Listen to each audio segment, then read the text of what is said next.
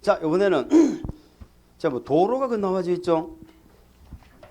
도로 나와 있으니까 봅니다. 자, 도로법상 도로가 아니라 건축법상 도로는 다 한 것 같다. 이렇게 적어놨죠. 읽어볼까요? 자, 우리 건축법상 도로는 조건이 3개였죠. 첫 번째 뭐가 돼야 돼? 보행. 두 번째 뭐가 돼야 돼? 자동차 통행. 너비가 얼마? 4m 이상이죠. 4m 이상. 요 세 가지 요건을 갖춰야 됩니다. 그런데 말이죠. 세 가지 요건을 갖추고 있는 도로인데 예정도로란 말이 있죠. 세 번째 줄 거기다 밑줄 그으세요. 예정도로도 도로라는 사실을 기억합니다. 예정도로도 도로다. 그럼 요 세 가지 요건을 갖추고 있으면 어떤 법에서 도로가 지정고시 되었던 건축법에서도 도로를 지정공고하죠. 건축법에서 도로를 지정공고했던 다른 법에서 지정고시했던 아무 상관이 없다는 거예요. 뭐만 되면 사람 다니고 차 다니고 너비가 얼마? 4m 이상이면 무슨 법에 만들어진 도로든 관계없다. 이해가 되셨습니까? 그런 얘기예요. 그 밑에 박스 표는 그런 얘기가 되겠습니다. 그럼 건축허가 신고시에도 도로를 지정 공고한다 그랬죠. 도로 지정 공고하는 건 또 우리 여기 없고 저 뒤에 어디 있나 보네요. 자, 이번에 특례란 말이 무슨 말이냐? 이런 얘기입니다. 자, 본래는 사람이 다니고 차도 다니고 해야 되는데 사람이 안 다니면 건축부상 도로가 될 수 없죠. 우리 건축부상 도로가 뭐라고 그랬어? 우리 집 대문을 열면 우리 집 앞에 있는 도로가 건축부상 도로라니까요. 아시겠죠? 거기 사람이 못 다니면 안 되잖아. 그런데 차량 통행은 불가능한 경우가 있다 없다? 있다. 그래서 우리 집 올라갈 때는 뭐 밟고 올라갔어? 계단 밟고 올라가서 대문 열고 들어갔죠? 그 계단을 건축부상 도로로 인정한 거예요. 그러면 차량 통행이 불가능한데도 도로가 되는 경우는 시군구청장이 위치를 뭐 했다? 지정공간 구간돼 있죠? 지정공간 구간에서 되는 거지. 아무 때서나 차가 안 다니는데도 된다. 그러면은 뭐 원칙이 필요가 없는 거지. 예외라는 건 항상 사유가 있는 거죠. 그래서 시군구가 뭐 했다? 지정공간 구간이다. 그런데 거기서는 너비가 원칙은 얼마 이상이 돼야 돼? 3m 이상이 돼야 되는데 그 길이가 10m 미만으로 되게 짧죠. 그러면 너비가 얼마만 되면 돼? 2m 이상. 그런 얘기. 그리고 막다른 도로도 도로가 될 수 있죠. 요 막다른 도로는 차량이 다니는 거 못 다니는 거. 차 다니는 거 못 다니는 거. 못 다니는 거 위에서 했잖아. 방금 못 다니는 걸 했으니까 이제는 차 다니지. 차는 다니는데 막다른 도로라니까. 막다른 도로. 막다른 도로가 뭔지 아시죠? 여기는 차는 들어가는데 소방차가 진입을 했죠. 근데 나올 때 빠꾸를 해야 되잖아. 그래서 길이에 따라서 뭘 정해놨어? 너비. 길이가 10m 미만이면 2m 이상. 10m 이상 35m 미만이면 3m. 35m 이상이면 6m. 2, 3은 6이었죠. 그래서 10m, 35m로 구분한다는 걸 기억하셔야 됩니다. 그런데 저 시골의 도시역이 아닌 업이나 면은 화재가 날 위험이 적죠. 그래서 2, 3, 4였죠. 그렇게 한번 참고하시면 되겠습니다. 자, 도로의 정의를 봤어요. 어쨌든 오른쪽에 건축물의 용도 변경이 나옵니다. 자, 거기 시설군이 몇 개의 시설군으로 나눠져 있어요? 9개. 순서대로 읽어볼까? 자산, 전문, 영교, 건축이 이렇게 순서대로 기억을 하시고 올라가면 뭐 받고 허가, 내려가면 뭐하고 신고가 되겠습니다. 같은 시설군에서 옆으로 움직이면 뭐하고 끝으로 대장에 변경 기재 신청하는 거죠. 허가 신고는 필요 없고 그거예요. 그럼 어쨌든 우리 시험은 허가 받나 신고하느냐 이걸 물어보거든. 그럼 결국 그 표를 외워야지. 다른 방법은 없다. 그 표를 못 외우면 용도 변경은 공부할 이유가 1도 없다 이 말이에요. 아시겠죠? 그런 얘기입니다. 한번 외워볼까? 참 외울 게 너무 많죠. 자산, 전문, 영교, 건축이. 자산, 전문, 영교, 건축. 자동차 관련 시설군에는 뭐밖에 없어? 자동차 관련 시설밖에 없지. 자동차 관련 시설이 궁금하면 우리 기본서 용도 있었죠? 보면 돼. 세차장, 폐차장 이런 거 있잖아. 자동차 관련 시설에서 자동차 운전학원 하나 주의를 해봅니다. 자동차 운전학원은 학원이에요? 아니에요? 학원 아니야. 걔는 자동차 관련 시설이야. 학원은 뭐였어? 우리 학원 말 나온 김에 학원은 500 미만은 이종건생이야. 500 이상은 교육연구. 아시겠죠? 우리 학원은 교육연구시설로 되어져 있지 싶어요. 교육연구. 그럼 조그만 학원은 뭐라고? 이종 근린생활시설이야. 이종건생. 근데 자동차 운전학원은 학원이 아니에요. 자동차 관련 시설이지. 무도학원은 뭐예요? 무도학원. 무도하니까 또 막 이 건무자가 생각나면 안 돼. 이 무자가 아니야. 칼 들고 하는 무자가 아니라고. 춘무자야. 그는 무슨 시설이야? 위라. 그래, 학원 중에 자동차 운전학원하고 무도학원은 학원이 아니다. 자, 그 다음에 산업등 시설군에는 누가? 산업등 시설군에 누가? 이거 안 외우고 있네. 운창공이 뭐하고 있다? 위. 장자묘하고 있죠? 장자묘를 위라고 있잖아. 장자묘를. 전기통신은 방발. 방송시설 발전시설이죠. 문은 문종유관이지. 문종유로 관이 만들었잖아. 문종유관. 영업시설군은 다 운수기죠. 답하는 이 다중생활시설 500 미만은 500 미만은 다중생활시설 이건 진짜 많이 했죠. 고시원 진짜 많이 했잖아. 다중생활시설 이제 알아야지. 500 미만은 뭐예요? 2종 500 이상은 숙박. 고시원에서 뭔 업무를 하겠어. 잠자지. 자, 교육은 뭐하고 같이 붙어? 복지. 교복입니다. 교복이 문학생은 어디서 놀아? 의견호수죠. 의견호수야. 근린생활시설군 1종 있고 요건 우리가 공부했죠. 1종, 2종. 요 근린생활 중요해. 주거하고 뭐가 붙어? 업무. 주거는 주거 업무. 단공을 업고 하죠. 단공 업고 한다. 단공업교. 기타는 동물식물 관련 시설. 이거 외워야 돼. 우리 시험은 올라가면 허가, 내려가면 신고. 옆으로 가면 건축물 내장, 기재상, 변경 신청. 그런데 옆으로 간다는 말이 우리 같은 말로 뭐예요? 같은 이 말을 알아야지. 이 말 모르면 뭐 시험에 옆으로 간다고 나오거든. 시험에는 옆으로 간다고 안 나온다니까. 같은 시술군 안에서 이렇게 물어보는 거야. 같은 시술군 안에서가 옆으로 가는 거야. 올라가지도 않고 내려가지도 않고. 그러니까 허가도 안 받고 신고도 안 하지. 그러니까 뭐 하는 거야? 대장에 변경기재 신청하는 거지. 이제 설명 안 드려 다 알죠? 등기법하고 연계시켜서 이제 기억하면 되잖아. 대장 변경 신청. 근데 대장 변경 신청도 필요 없는 경우가 있어. 그렇지. 같은 호. 이게 같은 호가 뭔지 아시죠? 운수시설 안에서 바꾸는 거 이게 같은 호야. 창고시설 지들끼리 바꾸는 거 이게 같은 호야. 단독주택 안에서 바꾸는 이게 같은 호야. 그 다음에 1종, 2종 근린생활시설 있죠? 근린생활시설끼리는 바꾸는 거 요거는 변경신청 필요 없죠? 근데 요 근린생활시설을 바꿀 때 변경신청 해야 되는 게 있었거든. 있어. 근데 우리 책이 없어가지고 그냥 안 봐도 된다 이 말이에요. 넘어갑니다. 자, 그렇게 보시기 바랍니다. 그리고 우리 책은 365페이지 보니까 판고 박스 개정된 주택 분류해가지고 우리 다중주택하고 다가구가 이제 외부 한상 볼 때는 덩치가 똑같아졌다고 그랬죠? 그 얘기예요. 참고하시면 되고 중요하지 않습니다. 자, 그 밑에 이번에 용도 변경 허가 신고 사유 이렇게 적어놨죠? 동그라미 2번 읽어봅니다. 사용 승인을 받은 건축물의 용도를 변경하고자 하는 자는 다음의 구분에 따라 국토부에 규정하는 바에 따라서 특시 특도 시군구청장에 허가를 받거나 신고를 한다. 자, 여기서 중요한 건 뭡니까? 용도 변경 허가 신고는 시군구에다 하는 겁니다. 특광시장 넣으면 안 돼. 시군구청장에게 한다 하는 걸 기억을 하세요. 밑에 박스는 뭐? 맨 밑에 보세요. 같은 시설군 중 박스 안에 그 표 안에 맨 밑에 같은 시설군 중 안에서 용도를 변경하고자 할 때는 시장군수구청장에게 기재상 변경 신청을 해야 되죠. 그런데 근린생활시설군 안에서는 기재 변경 신청을 하지 않지만 별표 1, 3, 5 다목, 목욕장, 라목 어쩌고 저쩌고 하는데 이러면 우리가 뭐 알겠냐고. 다음 3번 보세요.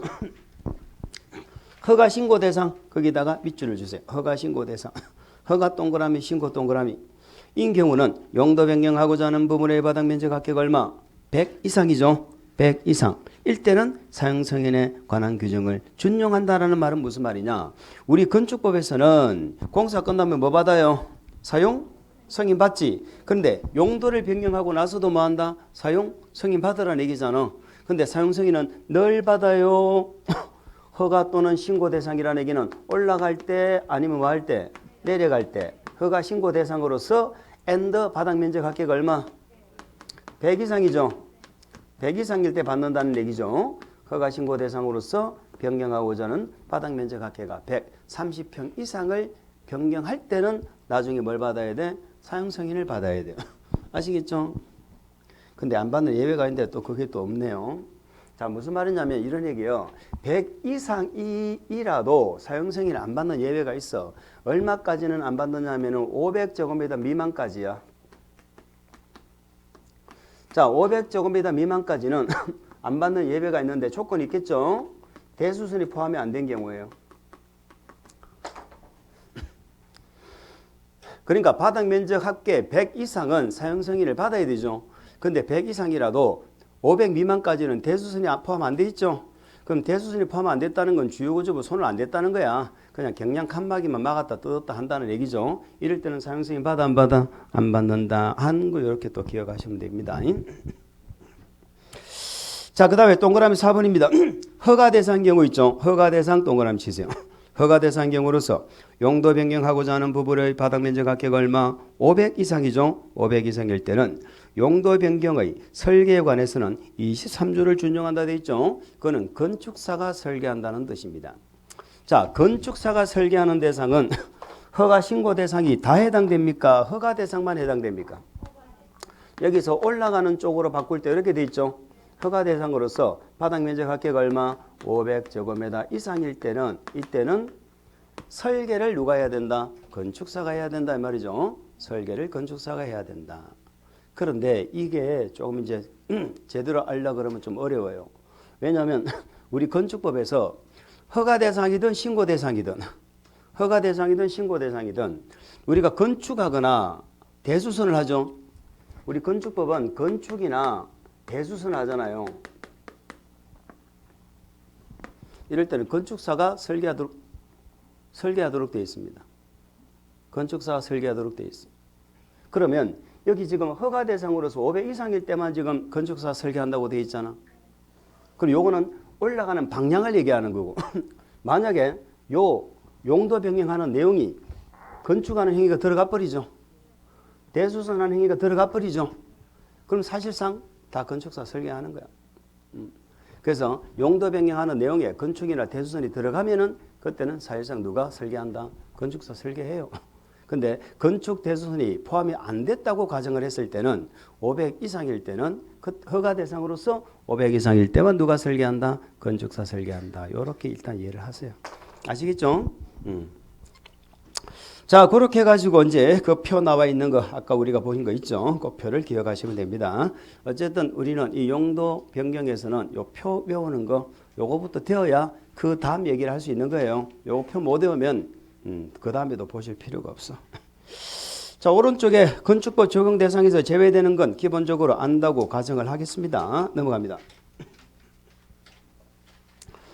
자, 그 다음에 또 뭐 대지 면적, 건축 면적이 나와 있죠. 또 면적의 종류가 나와져 있네요.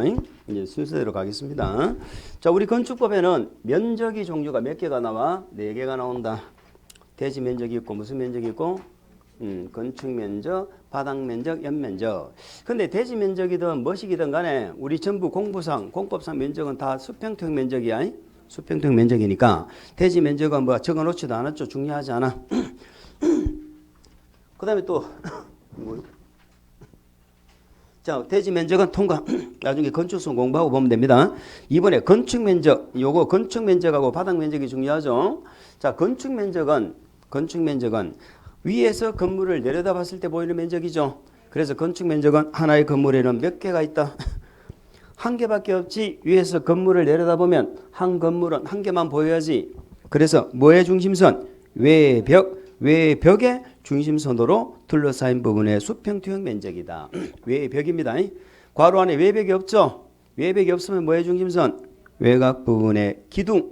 외곽 부분의 기둥의 중심선이다. 그래서 벽이 원칙이라는 걸 기억하고 중심선 기억하시면 됩니다. 자, 예외가 나와 있죠. 예외가 나와 있는데 자, 우리 건축 면적을 이제 그림을 옆에서 이렇게 그려놓고 이제 보시는 거예요. 이렇게 보는데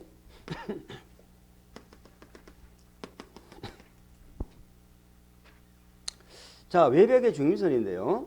우리가 이제 건축물이 이렇게 맨도름하게 안 생기고 이렇게 처마나 평지에 뭔가가 이제 밑에 지표에도 뭔가가 튀어나와 있죠. 그러면 이런 부분 때문에 건축 면적 산정 방법이 필요한 거예요.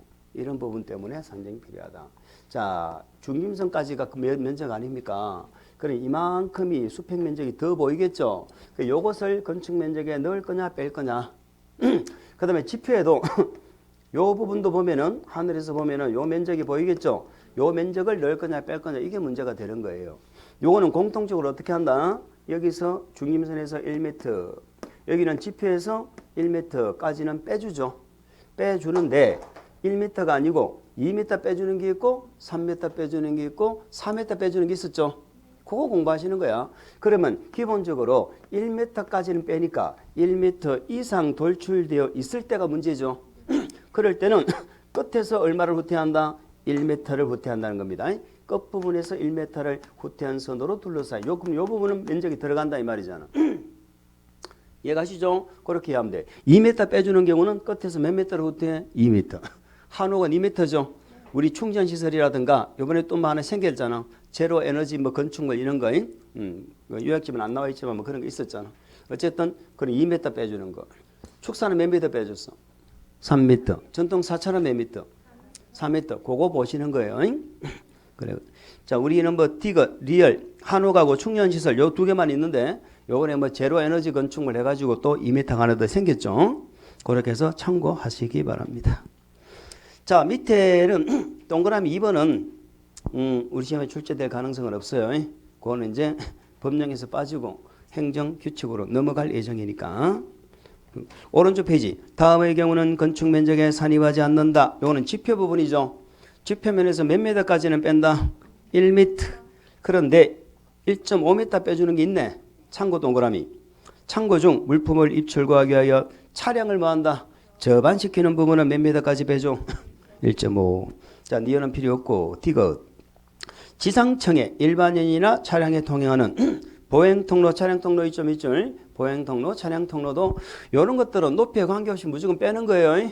보행통로, 차량통로. 또 어디에 들어가? 지하층에 들어가죠. 지하층에 들어가는 건 두 개죠. 리얼 미엄, 지하 주차장, 그리고 지하층. 그 상부에 지붕 있죠. 근데 그런 것들은 건축 면적 관계없다. 그 다음에 생활 폐기물 보관함 있죠. 생활 폐기물 보관함, 쓰레기, 음식물 쓰레기, 옷 수거함 이런 것들은 건축 면적에서 뺀다. 또 빼는 게 뭐가 있어요?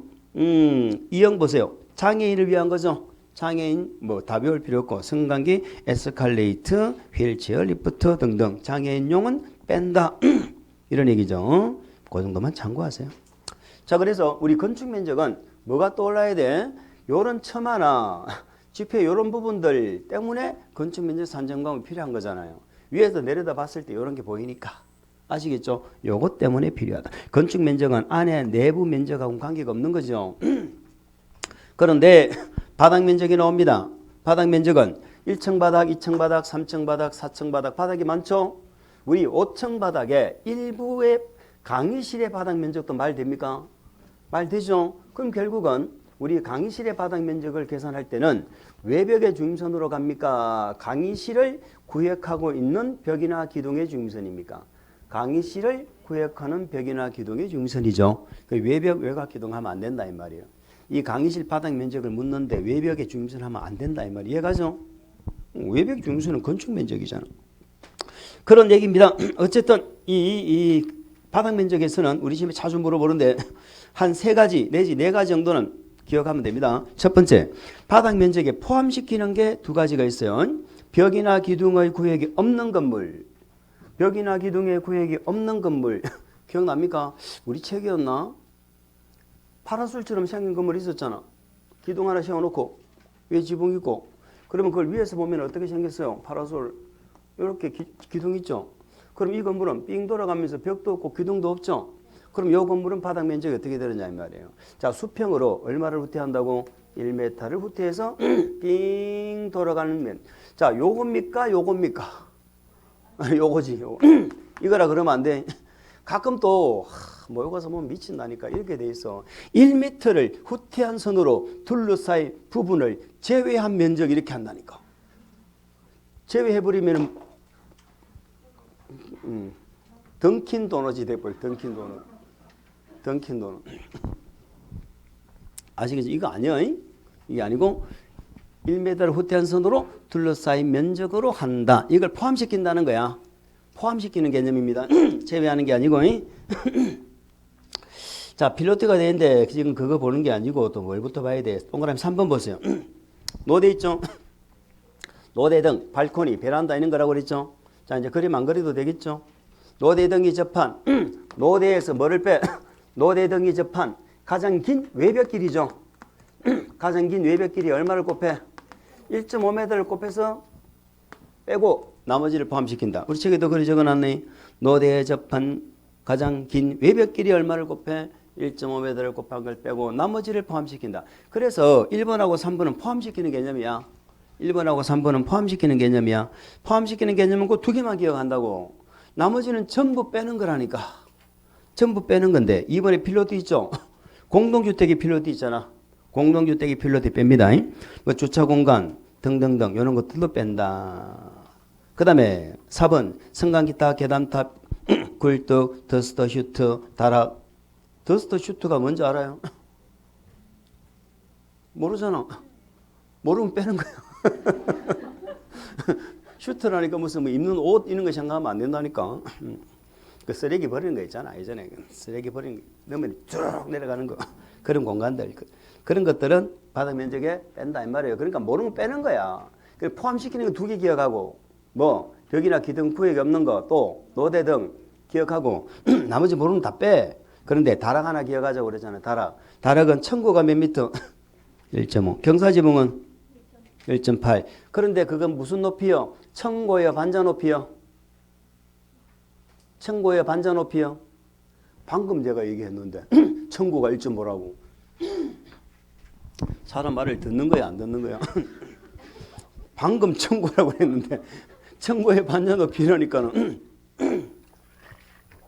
그럼 물어봅시다. 이해가 됐나? 내 키가 정확하게 1.5m입니다. 1.5m입니다. 근데 말이죠. 내가 다락에 들어가서 꼿꼿하게 설 수 있어 없어? 내가 1.5m에 내가 다락에 설 수 있냐고? 설 수? 설 수? 또 저기 뭔 소리야 이러고 있으면 안 되고. 우리가 청고가 뭐예요? 자, 방의 바닥 구조체. 이 바닥 있죠? 위층에도 바닥 구조체가 있을 거 아니야. 윗면에서 윗면까지가 이게 청고야. 이게 청고고 여기서부터 여기까지는 반자 높이야. 이는 반자 높이. 이게 청고야. 이해하셨어요? 그러면 계단은 청고가 1.5m까지 빼준다는 거야? 반자 높이가 1.5m까지 빼준다는 거야? 청고라니까 청고. 그러면 내 키가 1.5m인데 다락에 설 수 있어 없어?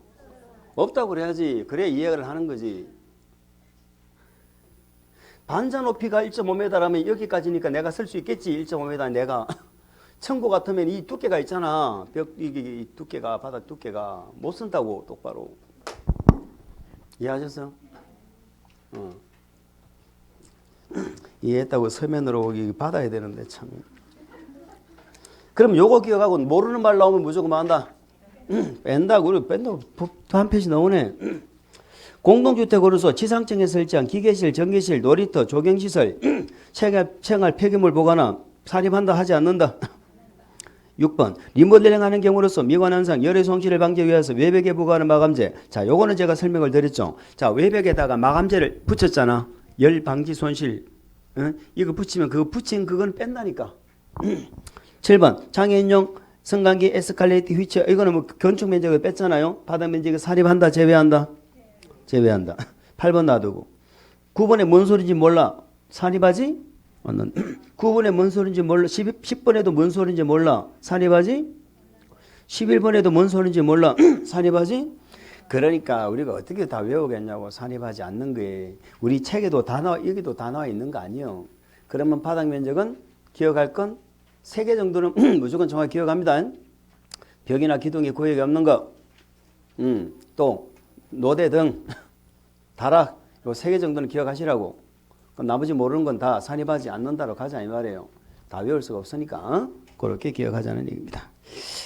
자, 됐습니다. 밑에 연면적 한계점 건축물의 각 층의 바닥 면적 합계다. 자, 연면적은 하나의 건축물에서 각 층의 바닥 면적을 합한 거죠. 그게 연면적이잖아. 그럼 연면적 합계는 뭐예요? 한 건물에서 바닥 면적 합한 게 연면적이면 연면적 합계는 합계가 연면적이 2개 이상이라는 거잖아. 그럼 건축물이 2동 이상이 있다 이 말이에요.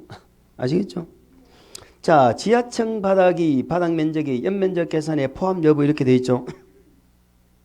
지하층 바닥은 연면적에는 들어가 안 들어가? 들어가죠. 용적률 계산할 때는 뺀다. 그런 얘기죠. 그 용적률 계산할 때 빼는 게 밑에 4개 있죠. 그 정도는 알아야 되겠죠. 지하층 면적은 용적률 계산할 때는 뺀다. 그 다음에 지상층의 주차용이죠. 지상층의 주차용은 무슨 말이 꼭 빠지면 안 돼? 괄호 안에 부속용도 동그라미 부속용도 주차장입니다. 그냥 주차용 빌딩은요 다 들어가는 거야. 세 번째, 초고층, 준초고층 건축물에 뭘 만들어? 피난 안전구역이라는 게 있죠. 그것도 뺀다. 같은 개념으로 건축물 경사지붕이죠. 경사지붕 요거 기억나세요? 몇 층 이상? 11층 이상. 전부 일자였죠. 11층 이상의 바닥 면적 합계가 얼마? 1만 이상. 전부 1이었잖아. 그때는 옥상의 평지붕은 헬리포트를 만들거나 기억나세요? 헬리콥터를 이용하여 인명을 구조할 수 있는 공간을 마련해라. 그런데 경사지붕은 그걸 못 만드니까 경사지붕 아래에 대피 공간을 만들어라 이렇게 했었잖아요. 그런 얘기가 되겠습니다. 자, 사전결정제도도 예전에 했죠. 사전결정제도.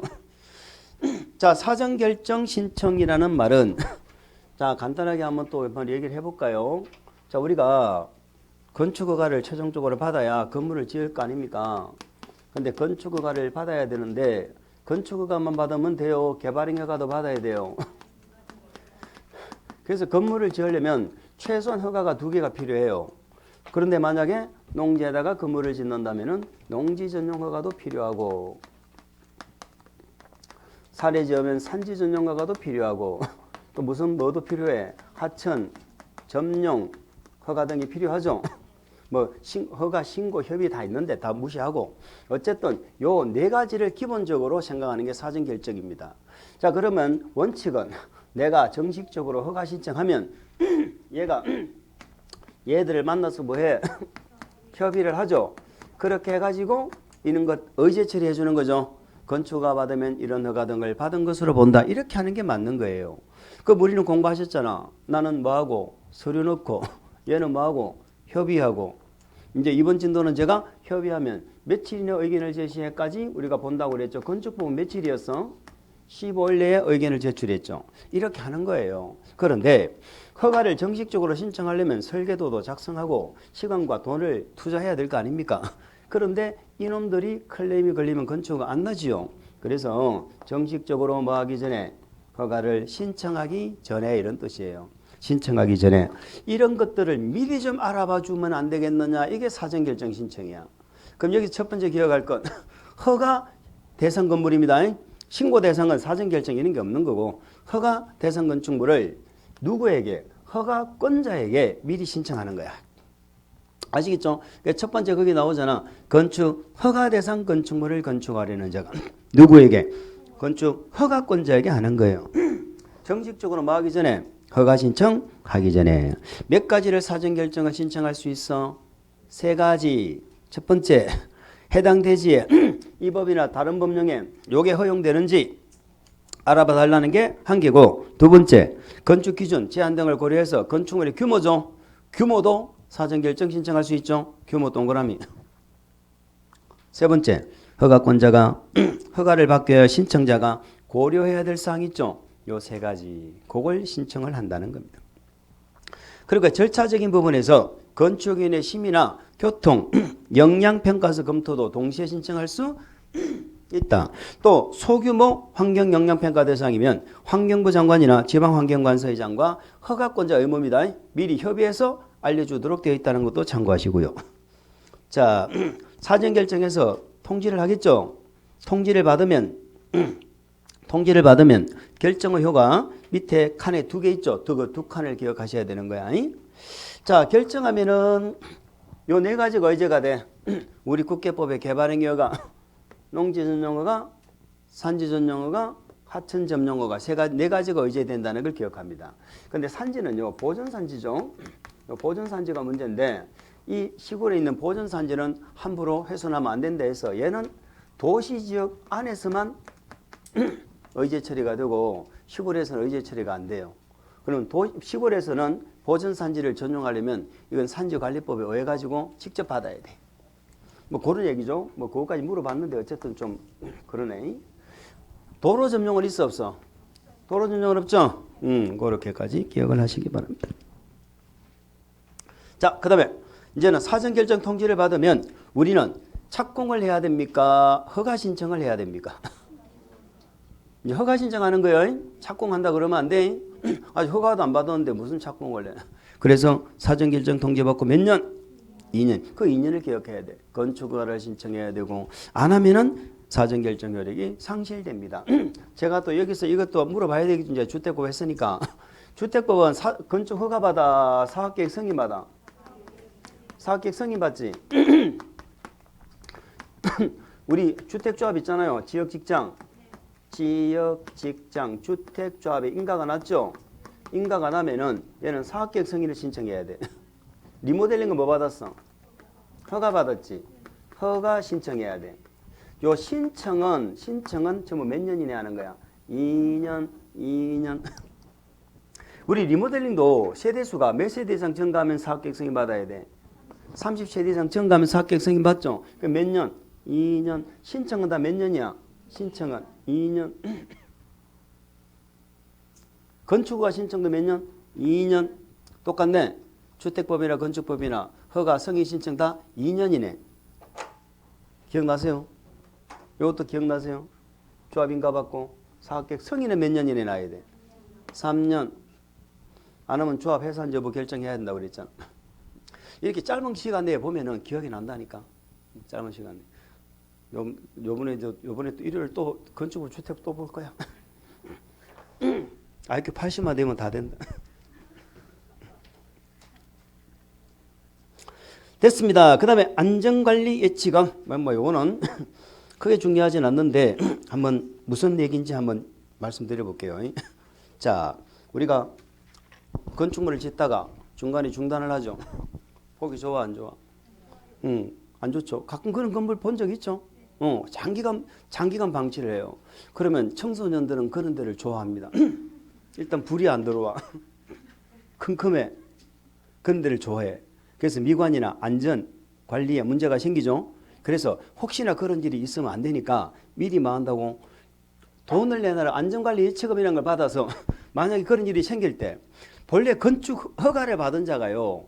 만약에 공사를 중단하게 되잖아 장기간. 그러면 거기에다가 펜스를 친다든가 안전장치를 해야 돼. 그런데 지금 공사를 중단한다는 자체는 어떤 상태야 지금 건축주가? 망한 거지. 부도가 났잖아 지금. 근데 지금 청소년들을 위해서 본드 들고 들어가면 안 되는데 이러면서 막 눈물을 머금고 이렇게 펜스 이렇게 하느냐 이 말이지. 안 한다니까 도망가고 없다니까. 그래서 돈을 미리 받았다가 그런 일이 생겼을 때는 안전 이런 장치를 하겠다는 얘기예요. 그 돈을 받아서. 그게 안전관리 예치금이야. 그럼 이제 첫 번째 이해할 게 뭐예요? 건축허가를 받은 자는 그런 안전 이런 뭐 펜스 설치나 이런 해야 될 의무가 있어 없어? 있다 이 말이에요. 있는데 안 할까 봐 돈을 예치하게 하는 거야. 있는데 안 할까 봐. 요것도 전부 숫자는 1이야. 읽어봅니다. 자, 뭐라고 적어놨어요? 건축허가를 받은 자, 공사 중단, 장기간 방치, 공사 현장 미관 개선과 안전관리 조치해야 된다. 밑줄 조치해야 된다. 의무가 있죠. 의무가 있는데 안 할까봐 다음 페이지. 연면적 얼마? 1천 이상. 자, 1천 이상. 뒤에 뭐라고 적고 싶어요? 또 일자를 하나 더 넣고 싶죠. 공사비의 몇 프로?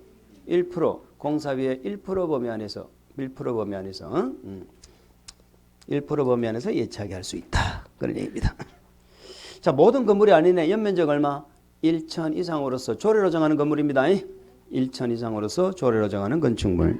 공사비의 1% 범위 안에서. 이거는 많은 돈을 예치하라고 하지 않죠. 이 돈 가지고 건물 지어주겠다는 게 아니잖아요. 그 다음에 제외된다는 말은 무슨 말이다? 믿을 수 있다. 믿을 수 있다. 믿을 수 있다는 건 첫 번째. 자, 주택도시보증공사 분양보증 밑줄. 이번에도 분양보증 밑줄, 신탁계약 밑줄. 이럴 때는 보증이 설정되어 있으니까 건물을 공사를 중단할 이유가 없지요. 그럴 때는 예치하지 않는다. 그 다음에 또 누구? 공사들은 예치한다 안 한다? 안 한다. 그렇게 기억하면 됩니다. 자, 예치금 여기 밑에 나와 있네. 예치금 반환. 예치금에다가 산정이자, 이자도 주네. 그런데 우리가 돈을 예치할 때는 항상 현금으로만 합니까? 보증서로 예치할 수도 있습니까? 보증서로 예치할 수도 있거든. 그 보증서로 예치했을 때는 이자 안 준다 그런 뜻입니다. 6번, 7번은 뭐다? 6번은 문제가 생겼네. 예, 공사를 중단하고 문제가 생겼네. 이러면 어떻게 하느냐? 일단 허가권자가 뭐 한다? 개선 명령을 한다는 거죠. 개선 명령을 한다. 개선 명령을 하는데 그 개선 명령을 이행을 안 하죠. 안 하면 뭐 한다? 7번에 개선 명령 이해하지 않으면 행정대집행법에 따라서 대집행할 수 있다. 이런 얘기입니다. 뭔 말인지 아시겠죠? 안 하면 대집행할 수 있다. 근데 대집행할 때 대집행 절차가 뭐라고 그랬어요? 계고, 통지, 대집행. 대집행법은 다른 게 아니야. 미리 계고하고 통지하고 대집행 들어가라고. 계고가 뭐라고? 당신은 무슨 법 몇 조를 위반했습니다. 두 번째, 안 하면은 뭐 언제까지 대집행 들어간다는 사실을 알려주는 게 계고야. 통지는 뭐야? 이제 몇 년 며칠 날 누가 들어간다는 사실을 알려주는 게 통지야. 그러고 들어가라고. 그리고 나중에 뭐 청구해? 비용 청구하지.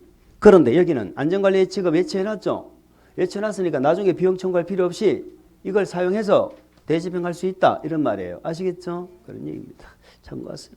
그 다음에 안전영향평가라는 게 있네요. 자, 읽어봅니다. 허가권자는 초고층 건축물 등 다음에 주요 건축물에 대하여 건축허가를 하기 전에 건축물의 구조 안전과 인접대지에 미치는 영향. 밑줄. 건축물의 구조 안전. 또 밑줄. 인접대지의 안전에 미치는 영향. 이걸 평가하는 걸 뭐라고 한다? 안전영향평가라고 합니다. 안전영향. 우리가 교통영향평가라는 말을 많이 들어봤죠. 교통영향평가. 건물을 지었을 때 교통에 미치는 영향이고. 자, 이 건축물 안전영향평가는 건축물을 지었을 때 인접대지 있죠. 인접대지에 미치는 영향을 말하는 거야. 땅을 파고 이렇게 하다 보면 인접대지에 어떤 그런 영향을 미치잖아요. 그걸 평가하는 걸 우리는 뭐라 한다? 안전영향평가라고 합니다. 그럼 안전영향평가를 받아야 되는 대상 정도는 한번 기억해 주세요. 초고층 건축물이죠. 초고층은 몇 층? 50층. 또는 높이는? 또는 200m 이상이죠. 이럴 때는 무조건 안전영향평가합니다. 그런데 2번 보세요. 다음의 요건을 모두 충족하죠. 기억년을 모두 충족하는 거예요. 몇 층 이상? 16층. 그러니까 50층이 안 되고 16층만 되어도 영향평가 하라는 거잖아. 조건 한 개가 더 붙죠. 연면적이 얼마? 10만. 요거는 연면적 합계가 아니고 연면적입니다. 연면적이란 말은 하나의 건물에서 있는 얘기야. 한 건물의 연면적이 얼마야? 10만. 이럴 때는 안전영향평가라는 겁니다. 16층 이상으로서 연면적이 10만 이상이다. 그래 괄호 안에 뭐라고 돼 있어요? 괄호 안에 하나의 대지에 둘 이상의 건축물을 건축할 때 이거는 합계가 아니기 때문에 각각 건축물 연면적 각각 연면적이 얼마? 10만 이상이다. 이렇게 기억하시면 됩니다. 자, 뭐 오른쪽까지는 뭐 한번 참고해서 보시면 됩니다. 그래서 보시고 맨 밑에 보니까 4번에 건축허가가 나오네요. 건축 동그라미 대수선 동그라미. 건축 대수선하는 자는 뭘 받아야 돼? 허가를 받아야 된다. 자, 우리가 지금 이렇게 하니까 뭘 했는지 지금 정신이 없죠. 우리는 뭐 공법뿐만이 아니고 뭘 하든지 항상 뭔가가 정리가 되고, 그죠? 집에 가도 물건이 뭐가 돼 있어야 돼? 정리가 되지 있어야 되잖아. 그래 집에 들어가고 싶지. 집에 들어가고 막 이렇게 막 쓰레기 장기에 있으면 들어가기 싫잖아. 집에 들어가기 싫어지면 손 한번 들어. 난 이상하게 집에 가기 싫다. 그러니까 청소를 하라고. 더 청소를. 그러면 들어가고 싶다니까. 그래서 우리가 지금 건축법의 적용 대상 이걸 공부했는데요. 적용 대상 물도 봤고요. 적용 대상 행위도 봤고요. 적용 대상 지역도 이건 안 봤네. 물 중에서 성관계와 설비는 아직 안 봤죠. 이제는 행위 중에서 건축을 하거나 대수선, 용도 변경 세 가지를 우리는 건축법을 이제 적용을 하는 거거든. 그런데 얘는 허가 또는 신고죠. 그런데 얘 두 개는 뭐예요? 원칙은 얘 두 개는 뭘 받아야 돼? 허가를 받아야 돼. 예외적으로 뭐하고? 신고하고. 그러니까 요걸 공부하잖아요. 요거 지금. 건축 대수선 할 때는 허가를 받아야 된다. 그런데 다만 경미한 거 뭐 하면 된다? 신고하면 된다. 이제 그걸 공부하시는 거야. 그래서 원칙은 허가, 예외적으로 경미한 거 뭐 신고, 이걸 공부하는 거예요. 그 다음에 가설 건축물도 허가 받는 게 있고 신고하는 게 있죠. 그 다음에 이런 행위를 누가 해? 국가나 지자체가 하죠. 국가나 지자체가 하면 얘들은 허가 받아요. 허가권자하고 협의하면 돼요. 이 협의를 허가 신고로 간주를 해주잖아. 어쨌든 이런 절차를 거쳐 가지고 건물을 짓는 거 아닙니까? 그래서 우리가 지금 용어를 공부를 하시는 거예요. 그 앞서서 이제 우리가 건축물에 관해서 우리가 앞에서 건축물을 공부했으니까 건축물에 관한 면적도 공부했지. 바닥 면적도 공부하고 주요 구조부가 뭔지도 공부하고 이런 걸 이제 몇 개를 부수적으로 한 거야. 그렇게 생각하시면 돼. 이제 절차로 이제 가는 거예요. 자, 그래서 우리 허가에서는 허가에서는 일단 우리 허가를 공부하는데 허가에서는 맨 처음에 반드시 뭐를 잡아야 돼? 허가권자 꼭 알아야죠. 주택법에는 뭐를 잡아야 되고? 사업계획 승인권자. 여기는 허가권자를 알아야 돼. 자, 우리 건축 허가권자 원칙이 누구라고? 특시특도는 어느 법이든 이놈은 지밖에 없어. 주택법에도 얘가 승인해. 얘가 중요한 게 아니고 시장 군수 구축량이 중요한 거예요. 얘가. 우리 주택법에는 승인권자가 누구였어? 원칙? 누가 없었어? 주택법의 사업계획 승인권자는 누가 없었어? 얘가 없었잖아. 얘가. 자꾸 비교해야 돼. 우리 공법은 비교 안 하면 절대 기억이 안 남아. 구청장이 없었어. 시도의사 시장 문수가 있잖아. 근데 이게는 구청장이 허가권자야. 허가권자. 그런데 예외적으로 자, 시군구는 기초죠. 기초자치단체인데 광역자치단체인 특광시장도 허가를 했죠. 근데 도의사는 허가권자에 들어가 안 들어가? 도의사는 사전 승인권자죠. 뭐 장관은 말할 것도 없어. 도의사도 안 하는데 장관이 하면 되겠어. 그래서 요 시장이 직접 허가하는 사유 요걸 기억하는 거예요. 몇 층? 21층 이상 또는 연면적 합계가 얼마? 연면적 합계가 10만 제곱미터 이상. 인딩이는 거예요. 요거는 시장 직접 한다. 여기서 두 가지를 알아야 돼. 첫 번째, 이 규모가 지금 안 되는데 증축을 해가지고 21층이나 10만이 될 수도 있죠. 증축을 해가 될 수도 있잖아. 그래도 시장이 허가를 해요. 단 증축했을 때는 조건이 조금 증축해 놓고 대형 건물이네 그러면 안 되고 연면적이 얼마 이상을 증축해야 돼? 10분의 3 30% 이상을 증축해서 21층이 됐네. 30% 이상을 증축해서 10만이 되었네. 그러면 시장이 직접 허가하는 사유예요. 그런데 여기에 해당돼도 공장하고 창고는 시장이 허가한다 안 한다? 공장하고 창고는 시장이 허가하지 않는다. 시장이 안 한다는 건 누가 한다? 구청장이 한다. 그렇게 기억하시면 되겠습니다. 그건 뭐 다 적혀져 있죠. 자, 도의사 승인은 도지역에서는 허가권자가 누구예요? 도지사는 허가권자 아니라면 그럼 도지역에서 허가권자 누구야? 시장군수지. 시장군수가 도의사한테 승인 받는데 말이죠. 승인 받는 게 요 대형 건물 있죠. 특광시장 허가하는 거. 요걸 그대로 들고 가면 도의사의 승인 대상이 되는 거야. 그대로 들고 가면 돼. 그러면 공장 창고 이런 건 시장군수는 도의사한테 승인 받아 안 받아? 안 받지. 그런데 2번 3번이 문제예요. 2번이 무엇인가요? 자, 1번이 박스 안에 1번 2번 묶어버리고 자, 그거는 특광시장이 허가하는 사유가 똑같은 거야. 그럼 이제 3번, 4번 돼 있는 걸 두 개를 비교하는 겁니다. 자연환경 수지를 뭐 한다? 오. 주관경 교육환경이죠. 주관경 교육환경을 뭐 한다? 보호한다. 요 두 가지 목적이에요. 그런데 문제는 뭐냐? 요 놈은 딱 법에 정해놨잖아. 요 규모가 되면 승인받아. 그런데 요거는 시장 문수가 자기가 스스로 알아서 긴다? 있을 수 있다 없다? 시장 문수 지 권한인데 알아서 아이고 요건 도의사한테 내가 물어봐야지 이런 게 있겠냐고. 없지. 그지요? 그래서 이거는 공통점이 도지사가 지정 공관 지역에서만 그렇다는 거야. 지정 공관 지역에서만 승인받는 거야. 아시겠죠? 두 번째 공통점이 뭐야? 위락하고 숙박시설이야.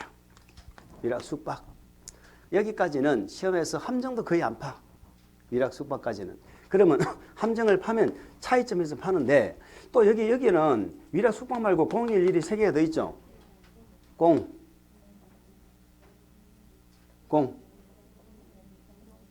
공동주택 1반 음식점 일반 의무시설. 근데 요건 없죠. 주관경 교육환경은 오로지 위락 숙박밖에 없잖아. 근데 요거 가지고도 아직까지는 함정 판 적 없어. 결국 물으면 요거죠.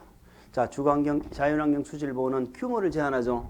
규모가 좀매나면 괜찮잖아. 자연환경 수질보호는 몇 층 이상? 3층 이상 또는 연면적 합계가 얼마? 1000 이상. 이런 숫자들 때문에 어려워. 안 할 수도 없고 참. 근데 숫자를 물어본다니까 이렇게 물어본다니까. 2층 연면적 900 제곱미터 2층인 건물 이렇게 물어본다니까. 2층인 위락 숙박 이렇게 물어본다니까.